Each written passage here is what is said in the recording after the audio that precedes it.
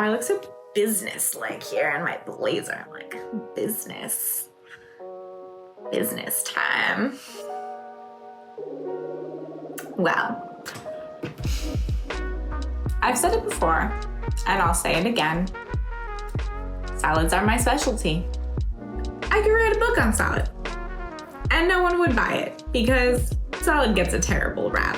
Ron, would you like some salad? Since I am not a rabbit, no, I do not. I get it. There's some gross salads out there.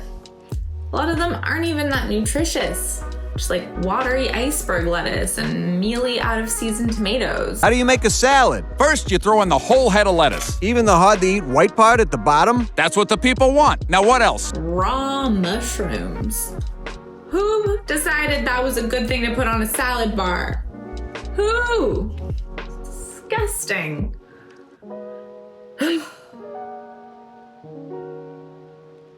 But I love salad. And making salads taste good.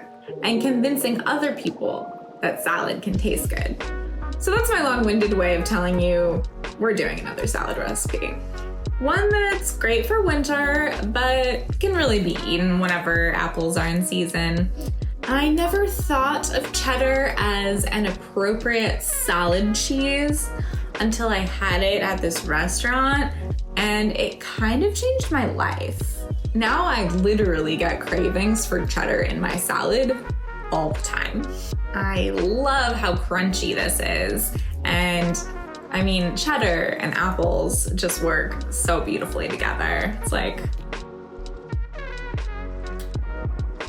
chef's kiss. Winning combination. So as expected, we're starting out with some apples. You could also use pears. You just want fresh, crispy ones that are still crunchy. And just chopping them into some simple cubes. Nothing fancy here. Moving to radishes, I like to get the Easter egg variety, so there's a few different colors, and also in these kind of cube-like shapes. I started out with 3, but I actually decided I just needed 2. You want the apple and radish ratio to be about even. This purple lettuce is called Radicchio. It is in the chicory family and it is bitter, very bitter. So I do use it sparingly and try to chop it as thinly as I can. We call these fancy mini romaine looking things little gems in the Bay Area. I had never heard of them before until I moved here in 2013 and I was staging at a restaurant. I had no idea what they were. They're kind of more flavorful and delicate than romaine, but still have that really nice crunch. But feel free to substitute whatever kind of lettuces you want. You could use mesclun.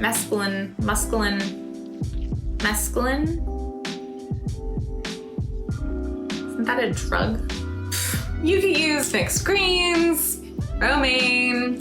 I even use kale with all these same toppings.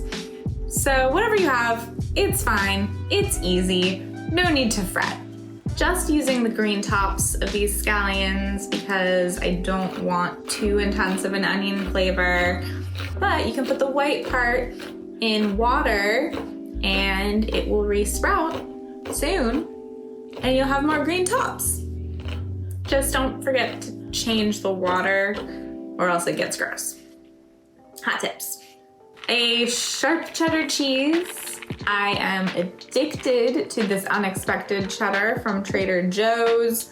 Highly recommend if you can get to a Trader Joe's. So good.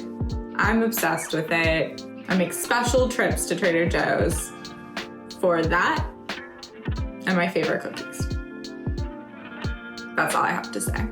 And toasting some pepitas. You could also use sunflower seeds, and those go in last. But make sure they're cool first. Don't want to melt your cheese. For the dressing, I did a variation on many you've seen before on this channel, I'm sure. But this time I measured for you. A bit of grated garlic, an 1/8 teaspoon mustard, or a little more if your partner does not hate mustard and you're not trying to disguise it. 2 tablespoons of olive oil, 2 tablespoons of sherry vinegar, and 1 teaspoon of agave or honey. Whisk, whisk, and another delicious salad. I do actually have a whole episode on how I construct salads. So you can mix and match different ingredients, just kind of like the things that I think should be in a salad. And you can watch that video here, but I am full of variations. So I hope you enjoyed this. Please give it a thumbs up if you did, and I will see you in the next one. Bye.